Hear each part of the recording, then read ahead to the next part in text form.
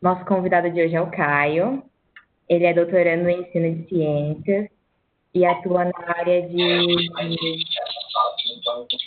ensino de química com foco nos seguintes temas: interdisciplinaridade, história e cultura africana e afro-brasileira no ensino de ciências, ensino de química à distância e estudos comparados de literatura e ciências. A palestra de hoje vai ser sobre literatura africana e negro-brasileira na formação de docentes em química. Seja muito bem-vindo, Caio. Muito obrigada pela sua presença. Tomar uma aguinha aqui. Estão me ouvindo bem? Sim. Eu que agradeço pelo convite. É sempre bom falar sobre a nossa pesquisa, né, que é um trabalho que está em desenvolvimento, mas que eu acredito que a gente consegue aqui tirar um papo bacana, inclusive para que eu consiga até também incorporar aí na minha pesquisa.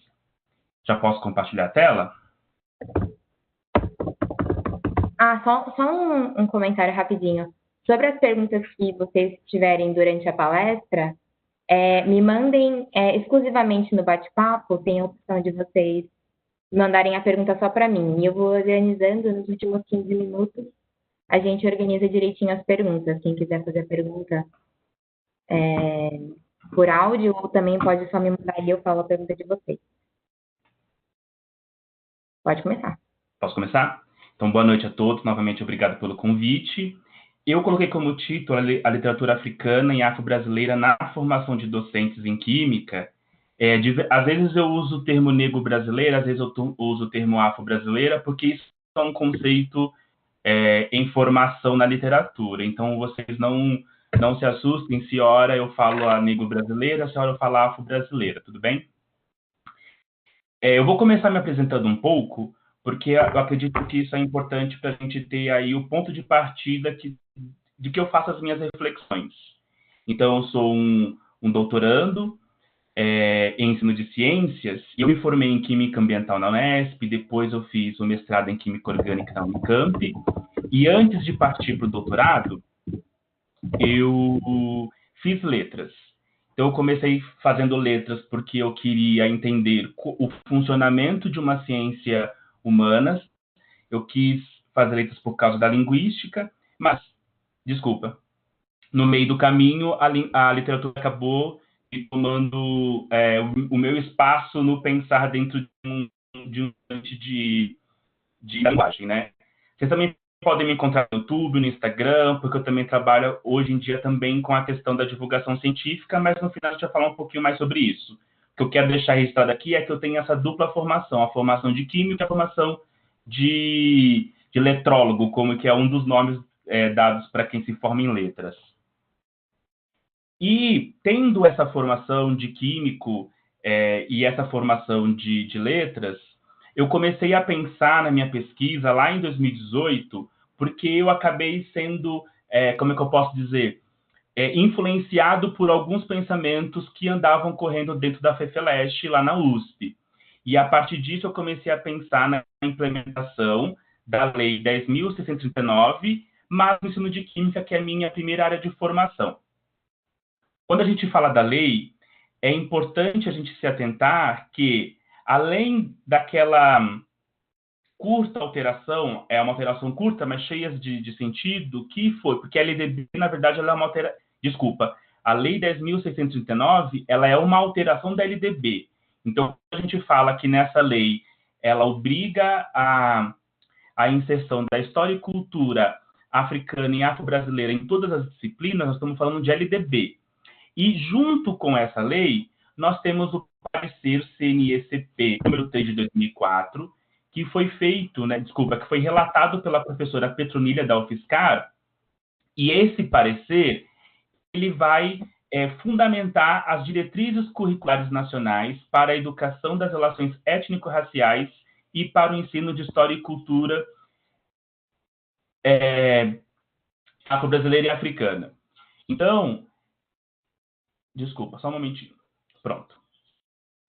Então, quando a gente pensa na formação dos professores, a gente tem que pensar também nessas diretrizes, porque é ela que vai dar o direcionamento de como que a formação deve ser feita para que a lei possa ser aplicada. Então, como eu falei para vocês, lá na Letras, eu comecei a estudar essa literatura africana, literatura afro-brasileira, e eu comecei a enxergar que era possível fazer alguns diálogos com a química, e algumas desses diálogos nós vamos discutir aqui no decorrer dessa palestra. Tudo bem? Eu gosto de deixar sempre relatado que o fato de eu fazer essa relação de ciências e literatura, de química e literatura, ela não é uma novidade. Nós já temos reportado na literatura acadêmica diversos trabalhos nesse sentido. E aí eu trago um deles, porque embora nós tenhamos vários trabalhos com esse diálogo entre ciência e literatura, entre química e literatura, nós ainda não temos um estudo que possa ser chamado de estado da arte, aquele que analisa todas as pesquisas e consiga trazer ali categorias que mostre para que rumo está caminhando esse tipo de pesquisa. Mas essa dissertação de mestrado da Josiane Silock, ela nos ajuda a responder uma pergunta que me foi feita, que a pergunta foi: qual é o benefício que nós teríamos em usar a literatura, seja no ensino de ciência, seja no ensino de química? E ela, quando ela trabalhou com os artigos na pesquisa dela, ela chegou a categorizá-los em cinco assuntos.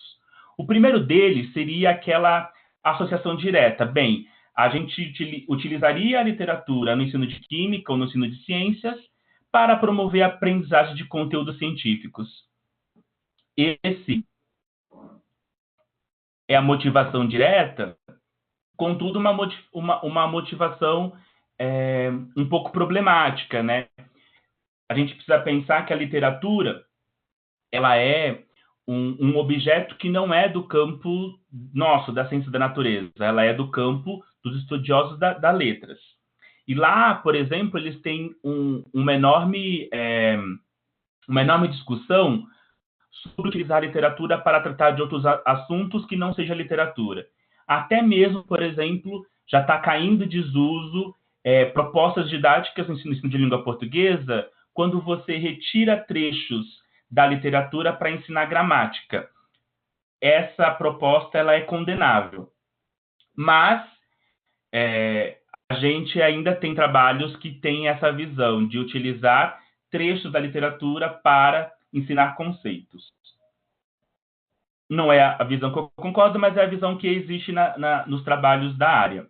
O segundo ponto de pesquisa na área que é bastante interessante, que eu acho que deveria crescer o número de pesquisas nesse tópico, é a questão relação texto-imagem da ciência. Então,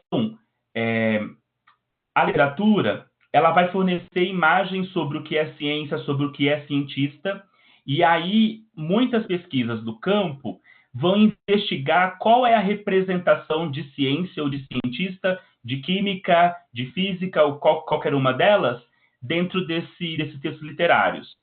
Isso poderia ser utilizado, por exemplo, até para se pesquisar como um ponto de partida, ou até às vezes para tentar entender por que certas concepções alternativas existem.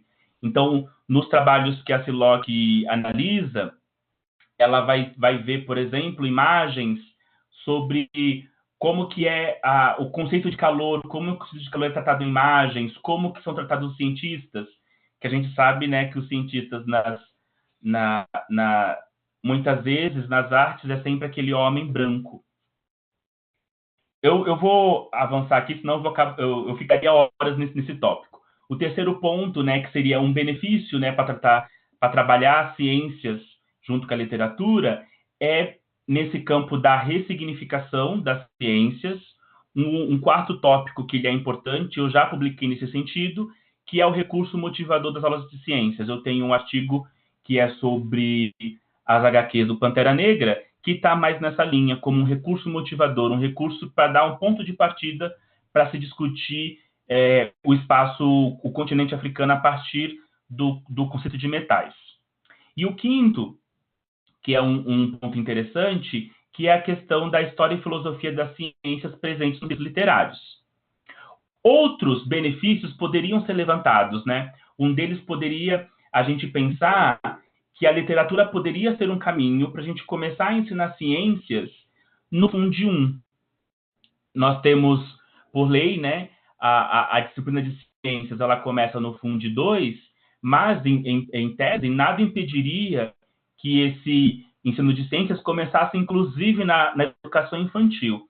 Muitos dos livros que vocês podem ver que fazem esse diálogo ciência-literatura, química-literatura, é justamente destinado para a...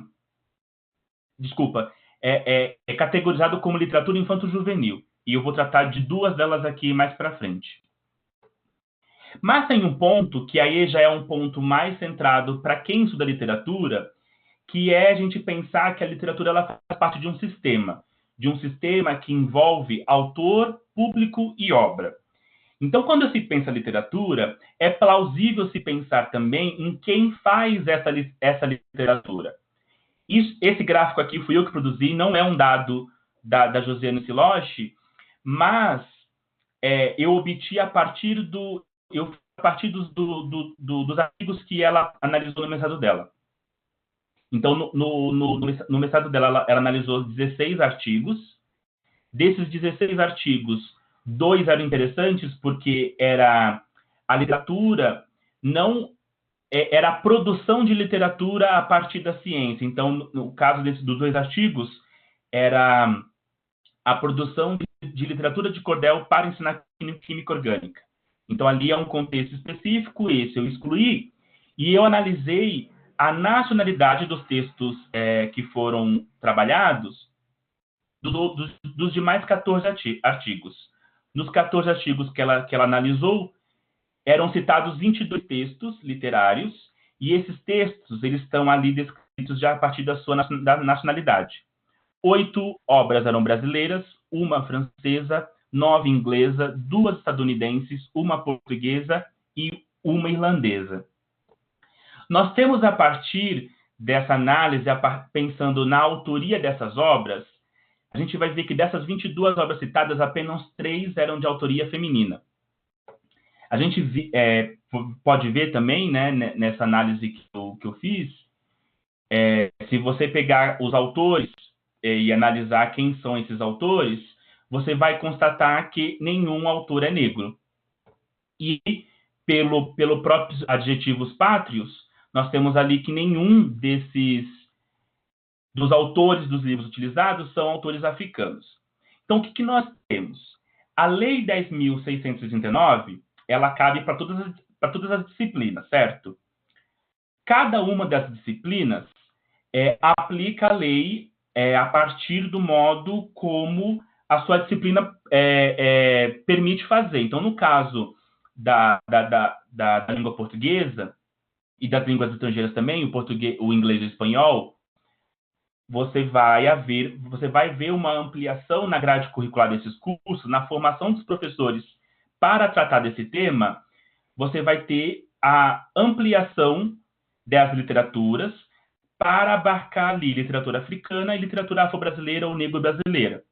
E o que nós vemos a partir do trabalho da Josiane Siloche? Que quando nós pegamos esse objeto que não é natural nosso, da ciência da natureza, para fazer esse tipo de diálogo, a gente ainda está num paradigma antigo, num paradigma onde só se enxergava como literatura aquilo que era produzido no Brasil ou aquilo que é europeu. Então, aqui, nós temos um ponto que seria um recurso interessante que eu fiz na minha pesquisa, porque o que eu pautei na minha pesquisa? Olha, dos diversos trabalhos que tratam a questão de ciências e literatura, de química e literatura, esses trabalhos não são de autoria negra e nem africana. Então, vai ser a partir daí que eu vou tecer o meu recorte de pesquisa, né? E esse exercício ele pode ser feito com outras pesquisas também, não só com a minha, que trabalha com essa questão, digamos aí, interdisciplinar. Mas esse quadro que eu mostrei para vocês, né, literatura que vem sendo trabalhada nas pesquisas da área, serem de pessoas europeias, pessoas brancas, o número de mulheres reduzido, nos faz pensar sobre quantos livros a gente já leu que era de autoria africana, quantos livros que nós já lemos que eram de autoria negra, quantos livros nós já lemos que eram de autoria feminina, ou melhor ainda, de mulheres negras. Esse é um ponto interessante para pensar, de modo para a gente conseguir trazer aí um frescor para as pesquisas de modo em geral. Aí vocês podem me perguntar, mas Caio, qual é a diferença em eu pensar nas questões identitárias dos autores da obra? Eu trouxe aqui um exemplo para vocês, que é do campo da física. Na física, o tempo é um objeto de estudo, e o tempo ele vai estar na ficção científica de diferentes maneiras. Eu trouxe aqui para vocês 2 exemplos. Um deles é a HQ, o Lendas do Amanhã, e aqui do lado direito, do lado direito, nós temos um livro da brasileira chamada Cristina Casatin, que se chama Fábulas do Tempo e da Eternidade. Fábulas do Tempo e da Eternidade. Então, observem que o tempo ele é um ponto importante na física, também é um ponto importante na ficção científica. Vários textos literários são tratados a partir dessa temática do tempo. E o autor ele vai escrever sobre isso a partir do seu ponto de vista, né? Por mais que seja ficcional, sempre tem ali uma relação de quem é você no mundo. E aí eu trago o exemplo desse livro que se chama Kindred Laços de Sangue, da Octavia Butler. Ela é conhecida, até esse livro da editora Morro Branco, eles até colocaram aqui na capa como a grande dama da ficção científica. A Octavia Butler ela é muito conhecida pela questão da ficção científica, e ela também é relembrada quando se pensa no afrofuturismo. E esse livro específico, que é um dos livros mais famosos dela, também trata da questão da questão do tempo, da questão da viagem do tempo. Então, mas qual que é a diferença da obra da Octavia Butler? Muitas vezes, em algumas obras, você vai ter uma visão sobre viagem no tempo, no sentido, olha que legal, vou conhecer, se pudéssemos viajar no tempo, eu poderia conhecer o rei Dom João VI, vestir roupas do passado, e por aí vai. Essa visão é uma visão muito eurocêntrica, porque para alguns grupos, viajar no tempo seria totalmente algo preocupante. E é justamente isso que acontece nesse livro, porque nós temos uma personagem negra, e quando ela viaja no tempo, ela que vive nos Estados Unidos em tempos de liberdade, lá na década de 70, quando ela viaja no tempo, ela vai para o período da escravidão.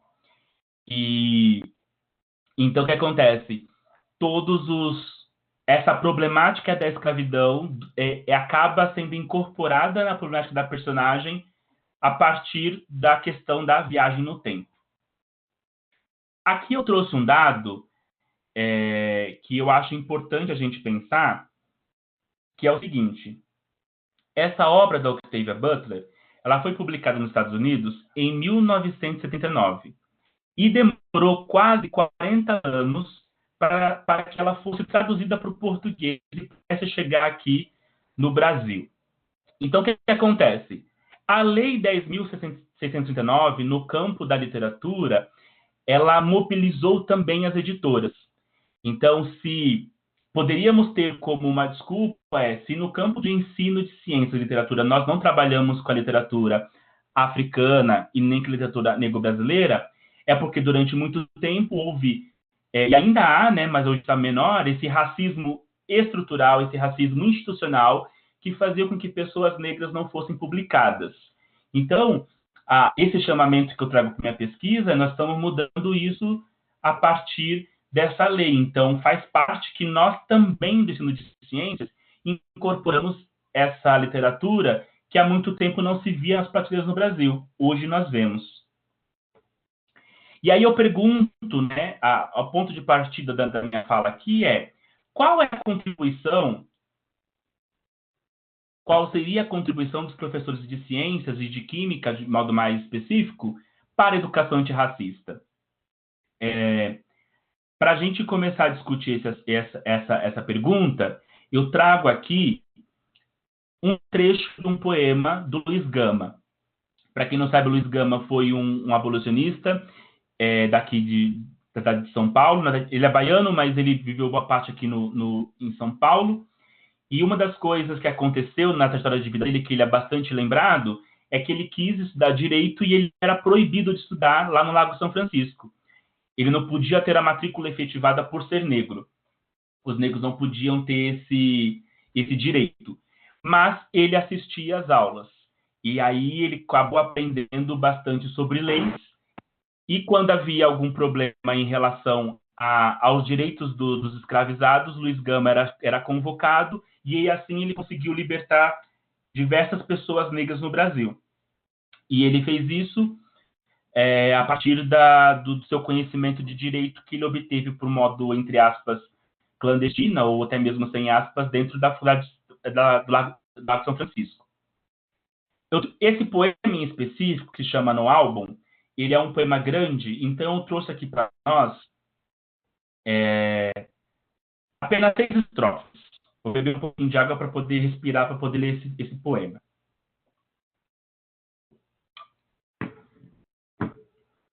Então, o poema se chama No Álbum, como eu já disse para vocês, eu vou começar a ler a partir do 15ª estrofe. Não borres um livro tão fino... Desculpa. Não borres um livro tão belo e tão fino. Não sejas pateta, sandeu e mofino. Ciências e letras não são para ti, pretinho da costa, não gente aqui. Ouvindo o conselho da minha razão, calei o impulso do meu coração. Se muito que sinto não posso dizer, do pouco que sei não quero escrever. Não quero que digam que fui atrevido e que na ciência sou intrometido. Desculpa, meu amigo, e nada te posso te dar. Na terra que rege o branco, nos privam até de pensar. Eu selecionei esse trecho do poema do álbum, que está no livro Primeiras Trovas Burlescas de Getulino, porque ele é bastante emblemático nessa questão desse eu lírico dizer para uma pessoa da raça negra, né? Ciências e letras não são para ti, pretinho da costa, não gente aqui. E aqui no final nós temos um ponto-chave, que é na terra que rege o branco, nos privam até de pensar. Para a gente pensar no contexto histórico, Luiz Gama, ele escreveu durante o romantismo. Muitos dos seus poemas não podem ser classificados como românticos por conta de algumas características literárias, mas ele pertence historicamente a essa classe literária, a essa escola literária. E aqui, para mim, eu enxergo esse poema como a chave central do que fundamenta o meu trabalho, né? Porque tanto a ciência quanto a literatura, são duas atividades da chave do pensar. Elas são duas atividades humanas do aspecto da intelectualidade, né? E essas frases aqui finais esses versos finais são fortes, né? Na terra que rege o branco, nos privam até de pensar. E por que eu trouxe isso? Porque quando a gente pensa em educação étnico-racial pautado para a questão da educação científica, a gente não pode esquecer um conceito que a doutora em educação, Sueli Carneiro, ela revisita e estrutura, define de uma melhor forma, que é o epistemicídio. Então, eu vou ler aqui uma citação uma citação dela. Pela negação aos negros da condição de sujeito de conhecimento nos instrumentos pedagógicos ou nas relações sociais no cotidiano escolar, pela deslegitimação dos saberes dos negros sobre si mesmos e sobre o mundo, pela desvalorização ou negação ou ocultamento das contribuições do continente africano ao patrimônio cultural da humanidade, pela indução ou promoção do embranquecimento cultural e etc. a esses processos denominamos nessa tese de epistemicídio. Então, nós temos aqui uma definição, né, que trata o epistemicídio, que enxerga o epistemicídio como a faceta intelectual do racismo. E sendo a ciência e também a literatura aspectos da intelectualidade do indivíduo, é nesse aspecto que a gente deve contribuir na chamada educação antirracista, quando a gente pensa na formação dos docentes de química. E aqui, trouxe Monteiro Lobato para a gente ter uma ideia que é o seguinte: se a gente não sabe como proceder de modo que a gente consiga efetuar uma educação antirracista, existe aquele ditado: muito ajuda quem não atrapalha. Ou seja, não dá para se dizer um professor de química antirracista e continuar usando Monteiro Lobato para aspectos da química. E eu vou explicar para vocês por quê.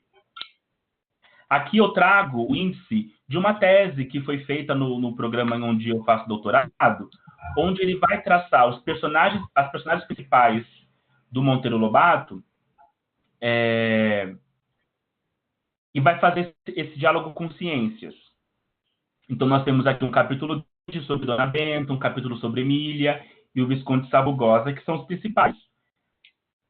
Mas poderia ser feito também por Pedrinho e por aí vai. Mas observe que não tem a Dona Benta, desculpa, a Tia Anastácia. Não existe um capítulo chamado Tia Anastácia e Ciência. E essa ausência é uma ausência que tem significados. E os significados, eu fiz análise de 2 obras, onde eu analisei 2 personagens negras das obras de Monteiro Lobato. Então, eu peguei, por exemplo, a Tia Anastácia, do Poço do Visconde. E o que a gente via nessa obra? Primeiro, que a Tia Anastácia só dormia. O Visconde está lá querendo ensinar a química do petróleo, querendo ensinar a geologia para poder extrair petróleo, e a Tia Anastácia só dorme. Ela faz analogias, ela chama o petróleo de peixe podre, peixe morto, e durante o decorrer do livro, o Pedrinho vai trazendo os novos materiais que são importantes para perfurar o sólido, e ela ignora todos os materiais. Em uma outra obra, que é a Chave do Tamanho, nós vamos ter a Tia Febrônia. Nessa obra, eu não sei quem já leu, é um texto do Lobato, que acontece a Segunda Guerra Mundial, e a Emília decide que ela vai acabar com a guerra. Então, ela vai na Casa das Chaves, porque ela quer procurar a chave da guerra. Porque se ela desligar a chave da guerra, a guerra acaba. Só que ela acaba apertando a chave do tamanho, e com isso, todos os humanos encolhem. E a Emília, nesta obra em específico, ela representa o saber científico. Ela é a pessoa que vai... E quando as pessoas diminuem de tamanho, o que ela vai dizer? Nós temos que nos adaptar a esse novo mundo. Nós temos que aprender a como sobreviver com o que era um ventinho antes, agora é um vento muito forte. Então, no pacto da literatura, nós temos a Emília como a voz da ciência. E ele coloca justamente a Tia Febrônia para ser a pessoa que vai ser contrária às explicações da Emília. Então, observa, ele constrói uma obra onde Emília representa a ciência, e você, ao ler, você entra nesse pacto, mas a pessoa negra é escolhida para ser contrária a ela. E, além disso, nessa obra, você vai ter passagens que, mesmo quando o narrador, sabendo o nome dela, que é Tia Febrônia, vai continuar tratando-a como um inseto preto. É justamente esse trecho que se coloca. Então, a partir dessas 2 obras, tendo essas 2 personagens de forma muito sucinta, como eu coloquei para vocês, nós temos um propósito nessa obra do Lobato, que é construir pessoas negras para serem adversas ao conhecimento científico. E por que você faz uma obra de literatura e coloca pessoas negras adversas ao conhecimento científico? Você faz isso porque você precisa implementar o epistemicídio. O epistemicídio é a faceta intelectual do racismo. O epistemicídio, que é um dos fundamentos da... Gente, Tá tendo um barulho, tem como mutar o microfone de alguém aí? Desculpa. É que eu tô aqui com o fone, tá um barulho muito grande. Aí atrapalha o raciocínio. Então, voltando. O epistemicídio, ele acaba sendo um dos pontos centrais da teoria eugênica, que é a teoria que defendia o Monteiro Lobato. E esse é um ponto importante, né? Nós temos vários trabalhos na literatura acadêmica sobre química e literatura que ainda utilizam Monteiro Lobato.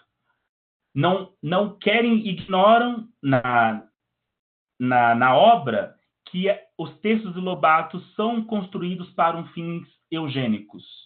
E esses fins eugênicos, quando você não tem um racismo individualista, que é aquele que está no nível do xingamento, você vai ter esse racismo velado, que é você colocar as pessoas negras como pessoas não dotadas de intelectualidade.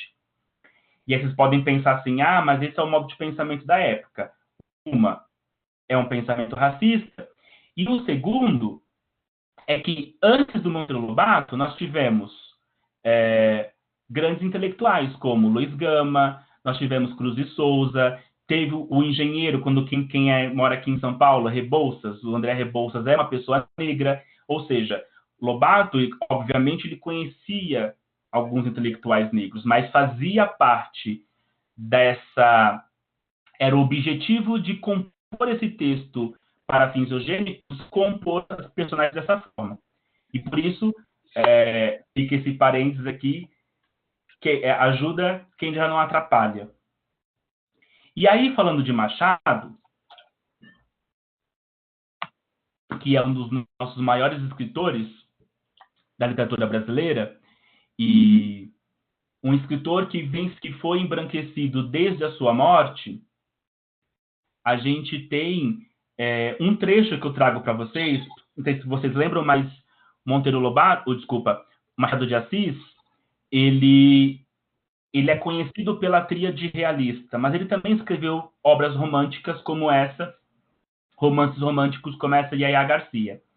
E logo no começo desse texto, quando ele vai descrever um dos personagens, nós temos um personagem que acaba perdendo a mulher.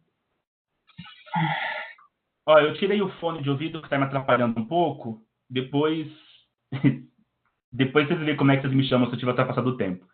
Que é o seguinte, o trecho que é o seguinte: a última dor séria que tivera foi a morte da esposa, ocorrida em 1859, meses antes de ele se esconder em Santa Teresa. O tempo, esse químico invisível que dissolve, compõe, extrai e transforma todas as substâncias morais, acabou por matar no coração do viúvo não a lembrança da mulher, mas a dor de haver perdido. Esse trecho eu trouxe para te ilustrar esse intelectual que era Machado de Assis. Esse escritor, nós conhecemos Machado de Assis como um grande escritor de romances, escreveu poemas, escreveu contos, era jornalista, era crítico literário, foi um dos fundadores da Academia Brasileira de Letras, a cadeira número 1 é com o nome dele, e é interessante, né, como nesse texto do Machado de Assis, ele está dialogando com uma ciência que também está crescendo no Brasil, né, que é a química. Observem quando ele diz: o tempo, esse químico invisível que dissolve, compõe, extrai e transforma, o que ele está fazendo nada mais é do que usar o léxico químico para fazer essa metáfora do passar do tempo. E isso é algo muito interessante. E que muitas vezes poderia ser utilizado em cursos de formação de professores. Mas agora, caminhando para a finalização da fala, eu vou citar 3 obras. 3 obras que eu estou utilizando de uma forma ou de outra na minha pesquisa, que são obras que eu enxergo que elas poderiam ser o ponto de partida para discutir as questões étnico-raciais no ensino de química. Então, a primeira delas que eu trago para vocês é A Montanha d'Água Lilás, que é um romance fabulado do Pepe Tela, e que durante essa obra, essa é uma literatura infanto-juvenil, e você vai ter uma fábula. Geralmente as fábulas são compostas por personagens que são animais. Lembra que eu falei para vocês que alguns trabalhos de ciência trabalham a relação texto-imagem? Um dos temas de pesquisa também é esse, você analisar como que os animais são retratados nos textos, né? Como que os animais, como que os vegetais, enfim. Eu vou ler esse trecho aqui para vocês. De repente, do sítio de onde saiu a pedra, brotou muito timidamente um líquido escuro. O Lupe poeta inclinou-se para ver melhor e sentiu então o perfume que saía daquele líquido. Era um perfume muito doce. Pôs o dedo no líquido e levou ao nariz. Que maravilha! O Pepe Tela, eu não falei para vocês, mas ele é um escritor angolano. E é um dos autores que hoje é obrigatório na FUVEST. Não é esta obra específica, eu vou falar um pouco mais para frente, mas nesse trecho, olha que interessante, né? Qualquer químico analisa, por exemplo, esse trecho e consegue perceber a existência de um material, né? De repente, do sítio de onde saiu a pedra, brotou timidamente um líquido escuro. E logo em seguida você tem essas características. Um perfume que saía daquele líquido lilás. Então nós temos aqui, não só nessa parte, mas durante toda a obra, a descrição das propriedades dessa água lilás. Você sabe que é um líquido, sabe que é lilás. No decorrer vamos ter que ele é adocicado, que ele é usado como inseticida. Vai ser mostrado que ele é usado para a produção como um insumo alimentício. Também tem um trecho onde se coloca água lilás para poder melhorar a combustão, enfim. O que a gente consegue entender dessa obra, não analisando ela sozinha, mas entendendo que dentro da literatura existe um conceito que se chama... Nossa, fugiu aqui, desculpa a palavra. Eu acabei perdendo a concentração com os barulhos, desculpa. Eu te peço desculpa. Mas muitos dos autores, eles têm uma característica de escrever sobre a mesma temática, mas escreve sobre a mesma temática de maneiras diferentes.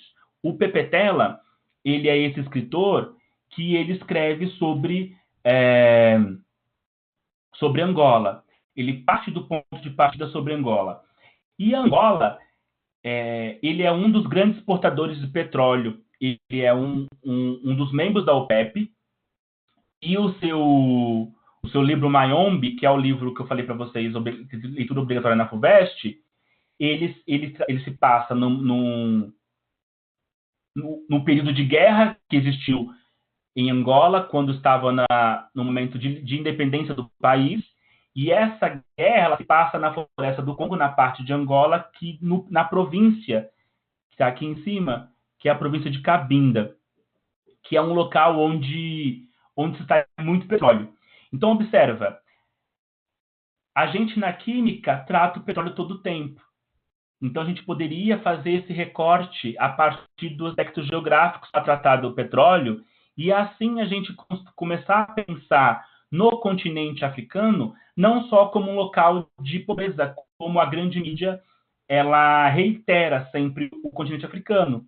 A química ela pode olhar para o continente africano como um local de riqueza, de recursos naturais, e a partir daí tecer as suas sequências didáticas. Mas nessa obra você tem muito mais. Você tem muitas tensões nesse texto. Você tem, como eu disse para vocês, a fábula se passa por animais, né? Então a história basicamente tem um grupo de animais que são fictícios, que são os lupes, e esses lupes descobrem a água lilás. No momento que eles descobrem, o lupe comerciante ele passa a ter uma ideia de comercializar esse produto com os animais da planície. Então, os animais herbívoros traziam plantas para os lupes, e os lupes davam essa água lilás, porque eles tinham como uma propriedade, que é a propriedade principal da obra, que é matar os carrapatos que ficam nas peles dos animais. Só que isso acaba promovendo uma mudança na planície. Por quê? Os animais herbívoros, que agora eles não têm mais as carapaças na pele, eles têm uma maior agilidade para poder correr dos predadores. E o que acontece? Os animais carnívoros ficam irritados, porque eles começam a ter dificuldades para caçar. Então, você tem o descobrimento de um material, muda as relações que acontecem nesse ambiente. E dentro dos animais, você vai ter uma briga entre os leões e as onças. Elas estão brigando para dominar leões e as panteras. Elas estão brigando para poder dominar, e elas vão lá, elas raptam, uma delas, que se não me engano são os leões, raptam os cientistas, porque eles querem criar uma bomba contra os outros animais, e assim conseguir dominar o local.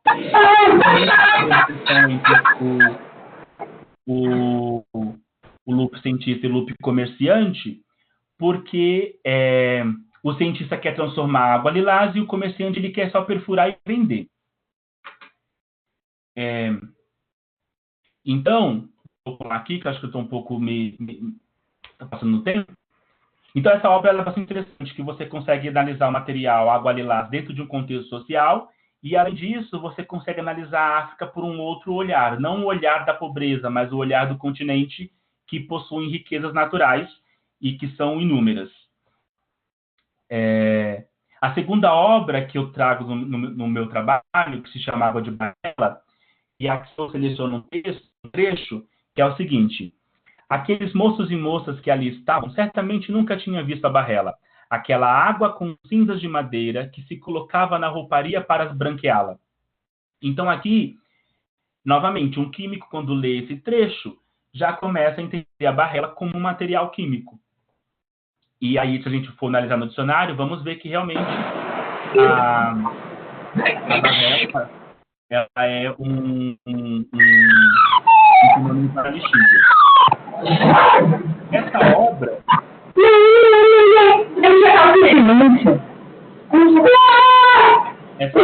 ela tem outros temas importantes, né? Que ela trata de educação, da genealogia, do estupro durante a escravidão, do trabalho pós-abolição, o feminismo negro e dentre outros.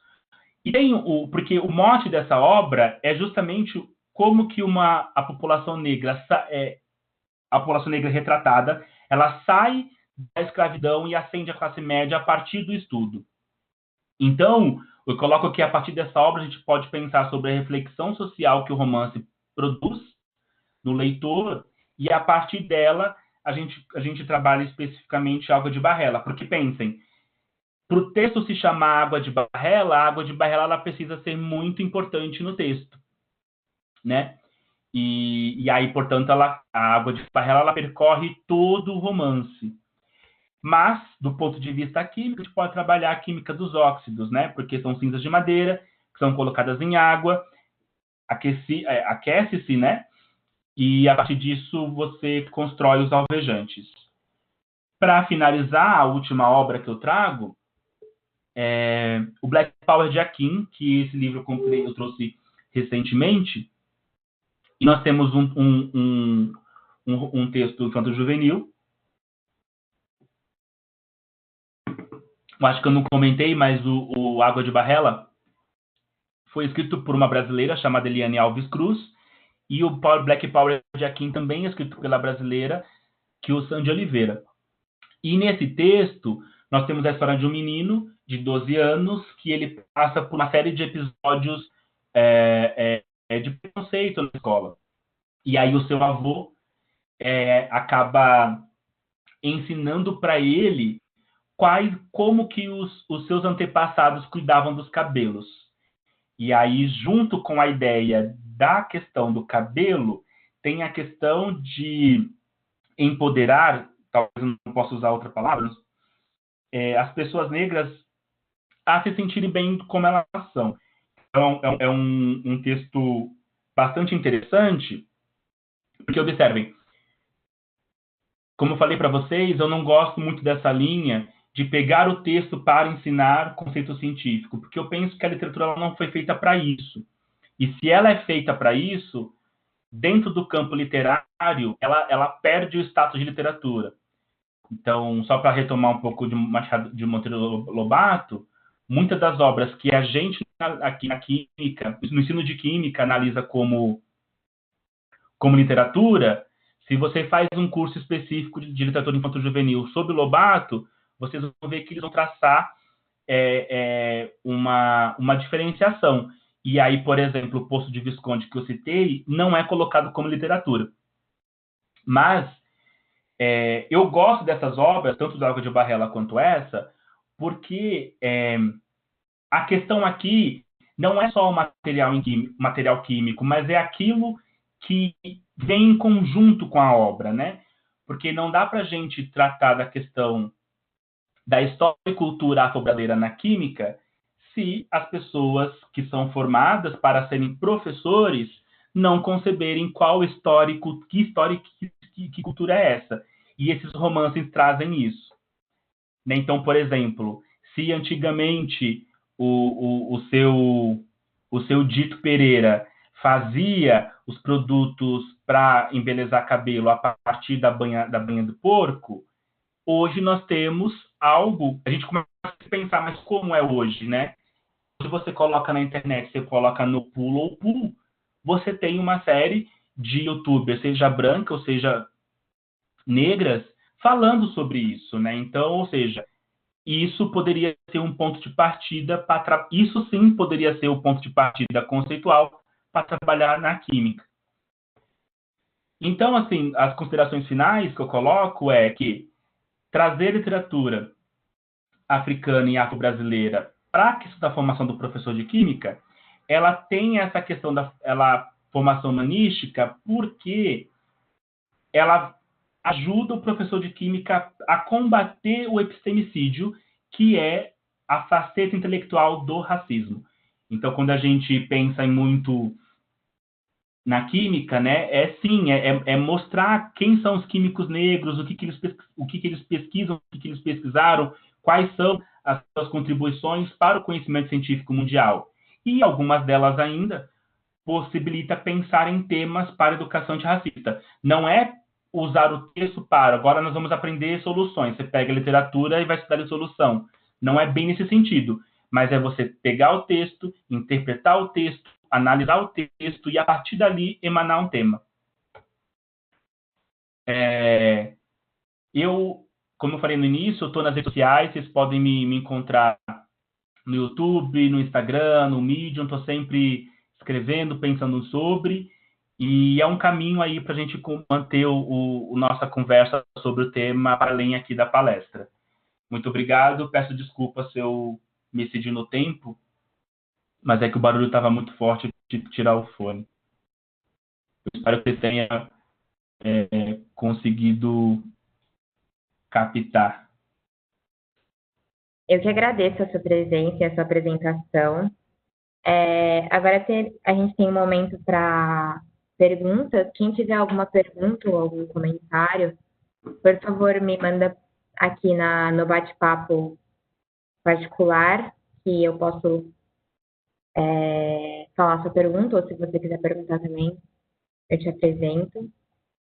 Tem vários comentários bons aqui no bate-papo, a parte que você está vendo também. Temos uma pergunta aqui da Heloísa.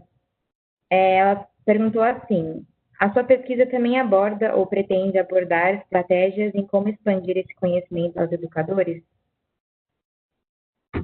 Sim, desculpa. Desculpa, que ela falou que ia perguntar pelo microfone, mas acho que agora eu já falei a pergunta dela. Elô, você quer falar? Pode ligar seu microfone. Elô? Fala, Elô. Gosto de ouvir Obrigada. pessoas.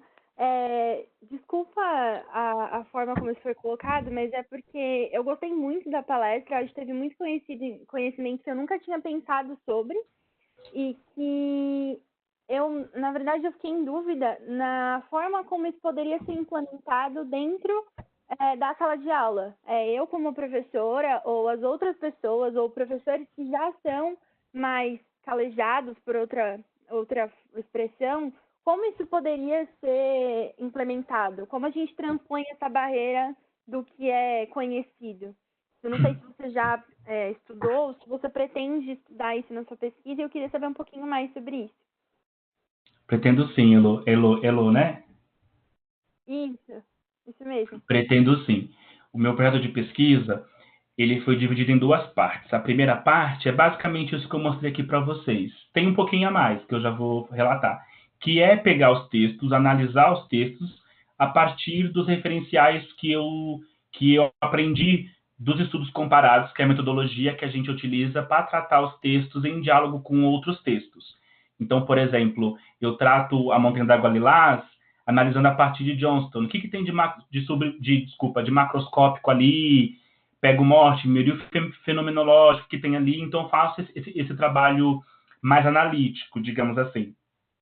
A segunda parte, que é a que eu iria fazer, já era para eu estar fazendo se não fosse a pandemia, que era fazer um curso de formação de professores, porque na primeira parte, como eu analisei, eu também propus algumas estratégias para tratar daqueles temas. E eu não estou fazendo agora porque eu estou tendo que transpor aquilo que seria do presencial para a distância. Então, se alguém gostou e por acaso quer fazer, aproveita que vai ser um curso de graça, porque vai ser parte da minha pesquisa, e aí vocês vão ver. Mas, assim, para cada uma delas, eu sigo uma linha pedagógica que é da Bell Hooks, que, assim, não dá para a gente trazer as coisas formatadas para o professor. O professor, ele estuda, mas ele precisa tentar fazer com que aquilo se encaixe na realidade da sala de aula dele. Eu vou fazer para o meu curso a partir da minha realidade, né? Que vai ser que eu vou estar com professores e com licenciados e por aí vai. E a partir disso, eu vou fazer três sequências didáticas distintas, porque é justamente para mostrar durante o meu curso que você não precisa seguir um esquema padrão, você pode fazer da forma como melhor se adequa para você enquanto professor e para a turma que você tem. Mas, por exemplo, já vou adiantar, no caso dos cabelos, eu fiz um estudo de caso. Então, a literatura me mostrou o quanto que é importante trabalhar com os cabelos. E principalmente porque, se você colocar cabelo no Google escolar, você vai ver artigos da nossa área sobre alisamento, sobre tingir, mas você não vai ver textos, você não vai ver artigos sobre os produtos utilizados para manter os cabelos crespos, para embelezar os cabelos crespos. Então, é a partir desse novo olhar para o cabelo que eu construo um estudo de caso. E aí eu vou trabalhar no curso o estudo de caso. Falei muito, né? Eu falo muito, gente, desculpa. Não tem problema não, tá ótimo. Muito obrigada, inclusive, pelo esclarecimento, viu? Tem muita gente interessada e o pessoal adorou a palestra, se der uma olhadinha no chat, tá todo mundo falando super bem. Inclusive, tem mais uma pergunta aqui, do José. José, você quer fazer a pergunta? Acho que a gente pode... É esse aqui sobre o teatro? Isso, essa mesmo. Então, a gente tem um ponto interessante, porque assim, o que eu também quero identificar na minha pesquisa? Esse olhar para a literatura africana e negro-brasileira, ela veio porque eu me fiz letras, né? Então, assim, eu sou uma pessoa que eu tenho dupla formação, então eu casei tudo e fiz análise. A minha intenção também, na minha pesquisa, é ver se professores que não têm essa formação, se eles enxergam essa possibilidade possível. Por quê? Quando a gente se fala em escola, quando a gente fala trabalho interdisciplinar em escola, não tem outra maneira a não ser que a gente dialogue com o nosso colega do lado. Então, assim, não daria para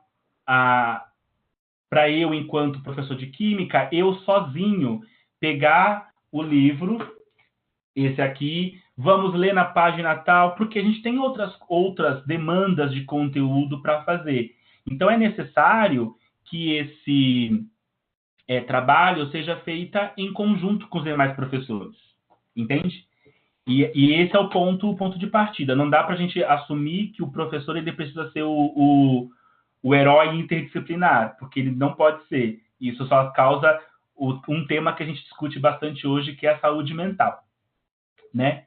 Agora, com relação ao teatro, eu acho super possível sim. E aí, novamente, tem que casar com um professor de artes, com um professor de língua portuguesa, fazer um bom roteiro, né? No caso dos cabelos, nós temos uma série na Netflix, se eu não me engano, com relação a gente vai fugir os nomes, mas é de uma mulher negra norte-americana que ela começou a produzir produtos de cabelo em mil e bolinha. Me fugiu a data. Ou seja, você tem uma série sobre o tema, né? Então, dependendo como que o professor de química, o professor de português se articula, pode sim sair um bom roteiro pro teatro e a partir dessa elaboração do roteiro e da ensinação ter aprendizado tanto de química quanto de língua portuguesa.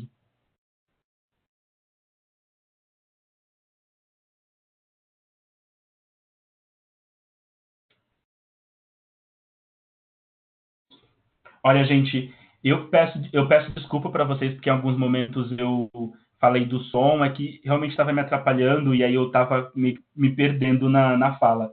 Eu peço desculpa, tá? A intenção não foi ser grosso com ninguém. Na verdade, eu gostaria de pedir desculpa a todo mundo, inclusive a você. Isso é um evento que aconteceu nas duas últimas palestras que aconteceram durante o dia. Algumas pessoas parece que realmente entram na plataforma só para fazer a bagunça. E a gente tem um certo controle disso, mas ele é limitado. Então, a gente identificou algumas dessas pessoas e vai acabar cancelando a inscrição delas, porque é uma falta de respeito tanto com os participantes quanto com o palestrante. Então, mais uma vez, me desculpa, Caio, por toda a confusão do começo e a de agora também. E me desculpe, palestrantes, também, em nome da comissão, por tudo isso que aconteceu. Alguém tem mais alguma pergunta? Bárbara, se você quiser finalizar. Tem uma pergunta aqui que eu li sobre quando vai ser o curso. Pedro, então, a gente está passando por um momento, né, que a gente eu preciso transpor o curso, aí eu preciso escrever para a USP para poder ter autorização do curso via Moodle. Então, assim, eu não consigo te dizer quando vai ser o curso. Mas como eu vou precisar de cursistas, com certeza eu vou entrar na página da UFABC e eu vou colocar o link lá, tá? Então, você tem essa possibilidade, ficar atento Porque por conta dessa nova fase, eu estou em todos os cursos de Química do Brasil, de federal e estadual, né? Que eu fico postando os meus vídeos no YouTube e tal. Então, eu vou divulgar pela internet, ou então você também pode me procurar nas redes sociais, Caio Fayad, que você também vai ver quando o curso for aprovado.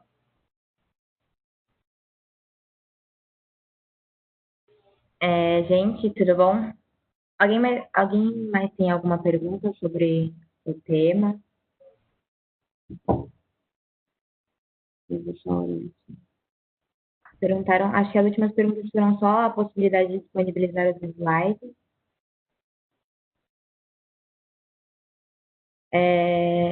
Por fim, então, gente, eu queria agradecer muito a presença de vocês e a paciência, pedir desculpa mais uma vez pelos transtornos que ocorreram.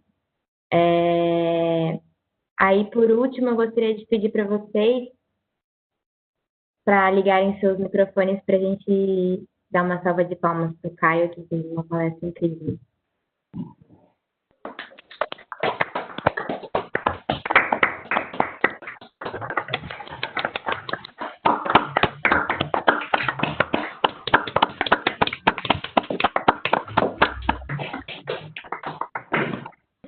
Parabéns, Caio.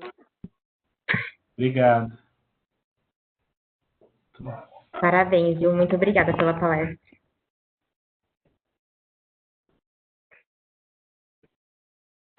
Bom, pessoal, então acho que a gente encerra por aqui. A gente vai conversar com o Caio referente aos slides para disponibilizar para vocês. Muito obrigada pela participação mais uma vez.